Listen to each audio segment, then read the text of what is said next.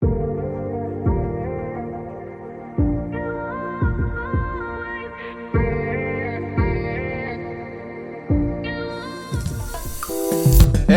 it's Benji Cole, son of Al Cole from CBS Radio and host of People of Distinction, the talk that gives an in-depth view of some of the most dynamic, intelligent, and successful people on the planet. Run to our website, peopleofdistinction.org for more info, or you can always email me directly at benji@alcoleenterprises.com. And on the line with us today, we have Dub Farmer. Now, we're going to be talking about his book, and listen, it was a family affair, so the author that's listed on the book are the Farmer brothers. And the book itself is called Just a Daydream. It's available for purchase through Amazon as well as Barnes&Noble.com. And before we go any further, I do want to say that Dub was brought to our network, People of Distinction, by some of the best publishers in the business, Book Savvy International. So if you or anyone you know have a book that they'd like moved, people, give yourself the best gift you could possibly give. Contact Book Savvy and have their wonderful team move it for you. You can find out more information on them through booksavvyinternational.com. And listen, it is an absolute pleasure to have Dub here on the line. Now, as I mentioned, this book was a family affair, okay? It was him, it was his brothers. Everybody kind of chipped in. And what I love so much just about that particular notion is it really hits home for me. You know, I come from a very big family. You all know this. I've mentioned this a number of times. And I'm the youngest of 6. I got 5 older brothers. And we never wrote any books together. But, you know, we did a lot of other things. And this is something that I find really hits close to home, just in the origin story there. So I'm all for it. But then the story itself is something that you're going to want to just get lost in. Okay? It follows, amongst other things, it's going to follow 3 main characters. Now, 2 of the main characters, 2 men, come from completely different backgrounds, okay? And they each have dealt with some tragic things that have happened in their lives. Now, through them coming together, they're able to find peace through their friendship. And I'm telling you, people, just that notion in and of itself, A, is something I can get behind. But B, I don't know about you, but listen, given the past number of years now that we've been dealing with this pandemic, and I know, by this point, we don't want to talk about it anymore. It's something we want to get away from, right? I mean, listen, we're past it. But let's talk about it, people, because in varying degrees, we're all still experiencing it. We have that. We have a social divide. I mean, I feel like there's always been a divide amongst us, but it just seems like something is different right now. I don't know if it's the water we're drinking, something in the air. I don't know. You call it. I can't. But what I'm saying is this is a perfect book to just get lost in. This is a wonderful exit strategy that I'm telling you, you need on your shelf. And at the end of the day, Dub is the expert, okay? Him and his family, they've written the book. They're going to be able to articulate it much better than I ever could. And by the time we're done with today's discussion, you're going to run on over to his Amazon, Barnes & Noble pages and pick up copies because I'm telling you, this is going to be the exit strategy you have been looking for, people. And without further ado, let's bring Dub here on the line with us. Dub, first and foremost, man, welcome to People of Distinction, and thank you very much for being a guest. How are you doing today? I'm doing well, Benji, and I thank you for having me. Well, absolutely. Listen, the pleasure is all ours, man, and it truly is a delight to have you here, not only, again, for the book and what the book itself represents, but Dub, I mean it, man. Like, there was just something about talking to you on the pre-screen call that just kept coming back to my upbringing, kept coming back to me and my brothers in, you know, just different journeys that we shared together. And there's something that's pretty nostalgic about that in and of itself. So it truly is a pleasure. Thank you again for being a guest. And before we jump into the book, I think it's important if we learn a little bit more about your background. So Dub, tell us a little bit more about yourself, please. Well, we, the Farmer brothers, 3 of us, we are 3 of 8 kids. There's 6 boys and 2 girls. Mm-hmm. The 2 girls are the youngest. And we'll say this, in August, that's when one of the girls turned 70. We will all be 70 or above. So we got some age on us. But that gives you a lot of knowledge. It's just when you get these ages, you have a hard time recalling that knowledge. But it's there. So I think we have a new unique thing that we do as 8 kids. We get along. We don't see each other all the time, but we do communicate. Mm-hmm. I guess we grew up knowing and respecting because we grew up. The only thing that kept us from being poor when we were kids was we didn't know that word. Yeah, that's what absolutely. I realized later in life. We just didn't know that word. We always had a roof over our head. We had something to eat, but we had to work. As soon as we got old enough to work, we were working. Most of us boys wound up working at the newspaper office and started selling newspapers on the street when we were about 8 years old. So we've, and our dad, I used to say, don't ever let anybody outwork you. Yeah, there's a lot of value there. So, mm-hmm. So that's kind of where we are. The Farmer Brothers is Cleve. He's number 2. I'm number 3, Dub. And then Charlie is brother number 5. Brother number 4 is deceased. So sorry. And we don't consider ourselves, well, in fact, we are not formally well educated, but I believe we are well educated. A little bit of a different way. So that's about it. I love it. That's more than enough there, Dub. I love that. Listen, the anchor for today's interview is all about your book, Just a Daydream. Please tell us a little bit more about it. Okay. Well, Just a Daydream, it has 3 main characters in this book, 2 men and a woman. And one of the characters is Murphy Bauer. He's a white man from the United States, like Texas.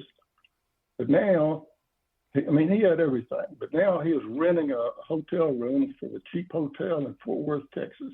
And he's doing that because Murphy had a problem. He became a heavy drinker and a womanizer, and he lost everything. He went from having everything to lost everything. He saw a help wanted ad in a little newspaper, and it's for men that had military and electrical experience. And he applied, went through an extensive interview, and was hired. And then the second main character is a gentleman named Omar LeBlanc. He's a black man, a very successful black man, businessman in Paris, France. He had everything. In a real successful business. He had a son, though, that was in the military that got killed while serving. And he was just getting over that. He and his family were just getting over that when his wife and 1 daughter were killed in a car crash. LeBlanc, he went into a tailspin. And he turned to heavy drinking and drugs. Pretty soon he was broke. And what helped him out was after seeing a young woman die from overdose, he decided he needed to change his life. Through an employment service, Murphy and Omar met and began a journey with them run into outer space, where they met the third character, which is Fu Young. She's a Chinese lady from China. Fu Young is a Chinese woman, has a master's in mathematics, is currently a pilot of a module spaceship. He's also an instructor of martial arts and a fitness trainer. Murphy and Omar become friends and quickly realize that for survival, they need to take care of each other. And Fu Young, of course, she became their instructor for martial arts and fitness. And with their help, they both become super warriors. In a Paris hotel room, they got all these Earth people together and gave them a orientation on where they were going and what they're going to be doing. And that's when they found out they were going into space. And when our characters left Earth, they left in a secret spaceship that was out there in the ocean, and it was flown by Fu Young, and they're headed for Planet 8. Planet 8 is a module base. And a module is an interesting species. A module is, they look like an octopus. They are a boneless creature that have two appendages that they walk on. And then they have four appendages that come off their chest that serve the same purpose as our arms and hands. These modules, they are very, very intelligent people. And we don't talk a lot about today about these modules, but there's a lot about them in the book. A lot of characters that are modules. Modules live in water, of course, but they have the capability to work in or out of water. But when they're working or anytime they're out of the water, they have to be wearing a special spacesuit. But they're comfortable in doing so. And I'll make just a note. During the journey of the Farmer Brothers, we never found out where modules were from. So that's not noted in our book. So, but at the module base medical center, our main characters get chips implanted in their foreheads. And these chips allow them to translate most language into a Czech language. Czech is a very common language used out in space. And the medical center also transformed Murphy into Omar. They have a little sensors that they work with, some light and some methods that they're able to make Omar and Murphy their body back to where it was when they were 20 years old. And that's quite a deal there. Of course, after they had that done, where they're back to like being 20 years old and training by Fu Young, they are talented warriors. And the first mission that our characters go on is to go to a moon called Quid. The modules have a real interest in Quid, and they've had an interest in the Quid species for a long time. So Murphy and Omar are given some statue and totem poles that contain secret communication devices in these statue and totem poles, and they are to deliver these to the head of a village, each village. It's kind of like taking a Trojan horse in. These devices will allow the module to obtain information on the Quid, information such as what are they thinking, what are they saying, what are they planning, what are they doing. That's their chore. Mm-hmm. While delivering these statues and totem poles, Murphy was captured. He became a slave, doing whatever job that was assigned and not being treated very well. Omar finally got away, and after 3 months of looking, he found Fu Young. They finally found Murphy and was able to get Murphy released. When that happened, then they returned back to Planet 8 for their next assignment. Their next assignment was to deliver some cargo to Planet 88. And then the remainder of the cargo would go to Planet Earth. They land on Planet 88, offload their cargo, and they'd heard that there was space bandits working the area, so they were kind of hurrying. Soon after, they get back in the air, and real quick, like they have an encounter with a bandit ship. The module ship, like taken care of by Fu Young, it has speed and has a mounted machine gun, and shortly the space bandits are blown out of the sky. Then they go on to Earth, and their assignment on planet Earth is to determine the cause of electrical pulses that are causing the ground to shake like an earthquake. It was being blamed on fracking. Fracking is a process used by oil companies in drilling for oil and gas wells. Fracking is something that I think everybody's heard something about in the last 6 years. Yeah. So there's a lot there. And but the modules, everything's going on is with modules. The modules have determined that the shaking is not an earthquake. There's something else causing that, and they're interested in what. And they're suspicious they know what, but they want to verify. So anyway, Fu Young lands her ship at Murphy's large cattle ranch that is located just east of El Paso. That's a good place to leave it. It's right out in the middle of nowhere, and nobody will see it.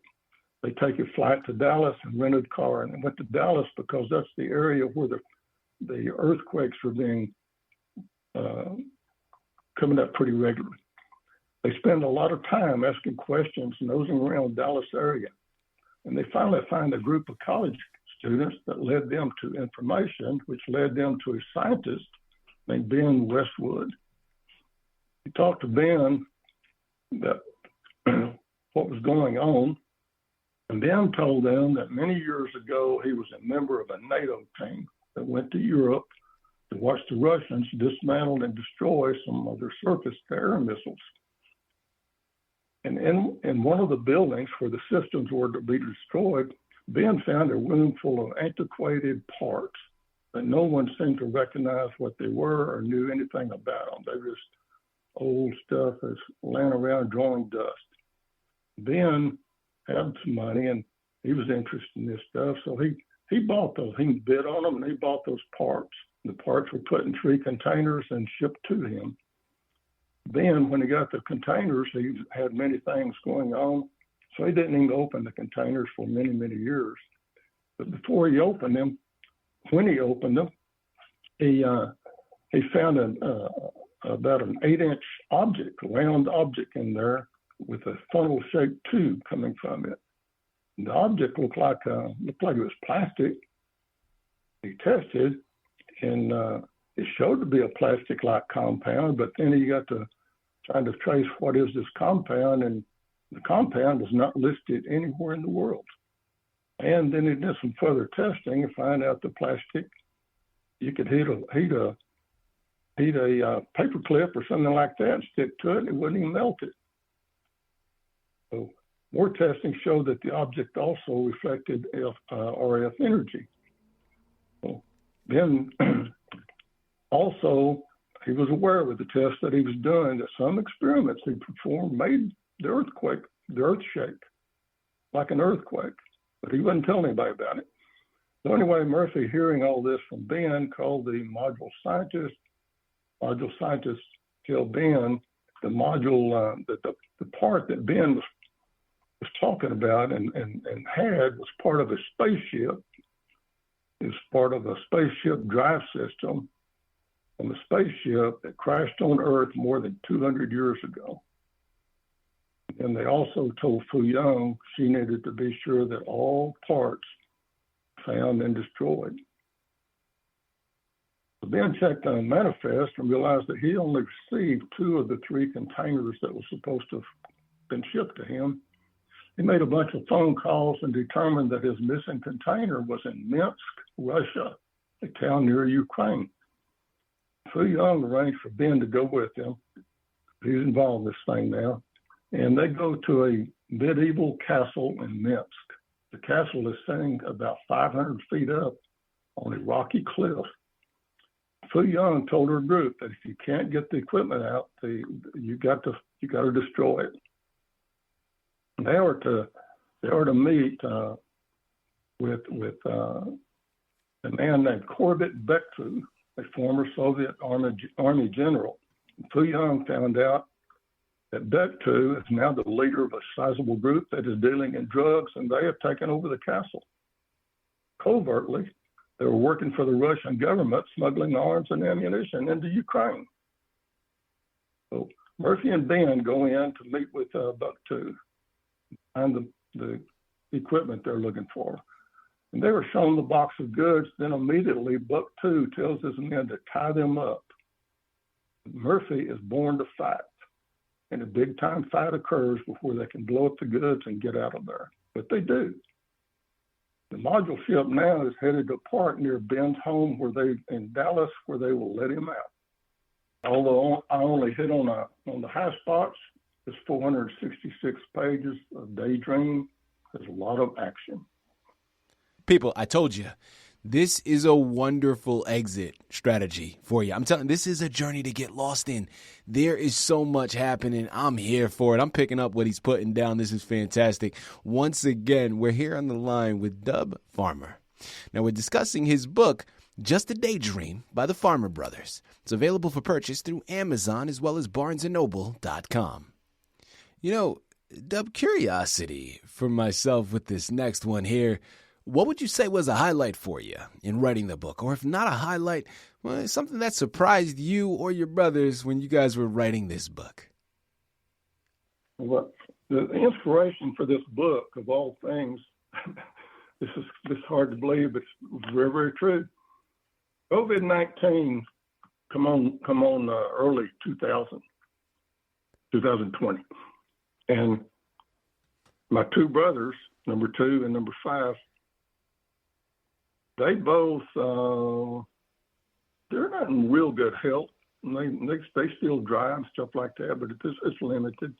But they're very, very concerned about COVID and didn't want to take a chance on catching anything. So they were real careful about going out. They basically tried to stay in all they could. In doing so, they talked on the phone quite a bit. And next thing you know, they found out, well, both of them were writing. And both of them was writing memoirs. And then they got to talking about, what are you writing? Well, why don't we build on that? And so that's kind of where it took off. But so it started with COVID-19, but and it went from there, from life experiences, because they both were in the military, they both working, have some experiences, and then they started literally talking about, what would it be if you lived on the moon? What would it be like to live on the moon? And be back in the times like what we can remember. Old Grandpa Farmer up in Oklahoma, had his horse and his plow out there plowing. I mean, that's what they had to work with. It was pretty primitive back when I was a kid. And so anyway, that's where they got to talking about, and they started writing about how would it be to be on the moon. And that's this part of being on the moon is a big part of this book. And it because it's living on the moon during the beginning of the Iron Age. And but to do this, to write science fiction, you got to do it with an open mind. And what you find is you can't start at A and wind up at Z. You have to have an open mind, start writing, and put your thoughts on paper. And don't worry about them fitting together. You may be writing about an iceberg, and next thing you know, you're talking about an airplane. That's okay. You just make a whole bunch of notes, and then you figure out how to make it go together. The way this book came together was our chapters 4. I think there's 19 chapters in 4 and 5 and 17, I believe it is. They were all written first, and then later put together, and everything else worked around them. So,